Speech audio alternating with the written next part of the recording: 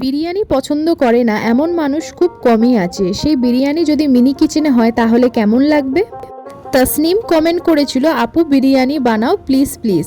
তো তার রিকোয়েস্টেই আজকে কিন্তু মিনি কিচেনে বিরিয়ানি বানিয়ে ফেললাম। তার জন্য ভাতটাকে প্রথমেই করে নিয়েছি, আমি 50% কুক করেছি। এইবার একটা ডেকচির মধ্যে সামান্য তেল দিয়ে আলুটাকে ভেজে নিয়ে মাংস দিয়ে দিলাম তেলের মধ্যে, আদা রসুন পেঁয়াজের পেস্ট। এবার কিছু গুঁড়ো মশলা দিয়ে ভালো করে নাড়াচাড়া করার পর আলু দিয়ে বিরিয়ানি মশলা দিলাম, দিয়ে দিলাম বেরেস্তা। ওপর থেকে দই দিয়ে কিন্তু কিছুক্ষণ আমি মাংসটাকে রান্না করে নেব। মাংসটা হয়ে গেলে কিন্তু আমি হাঁড়ির মধ্যে ঘি দিয়ে মাংস আলু ভাত দিয়ে দেবো, তার মধ্যে ডিম দেব, বেরেস্তা দেব, মাংসর কিছুটা ঝোল দেব। এবার ভাতটা দিয়ে তার মধ্যে বিরিয়ানি মশলা, বেরেস্তা, এবার দুধ, মিঠা আতর, তার মধ্যে একটু রং মিশিয়ে আমি রেডি করে রেখেছিলাম গোলাপ জল, কেওড়া জল দিয়ে, সেটাই দিয়ে দিলাম।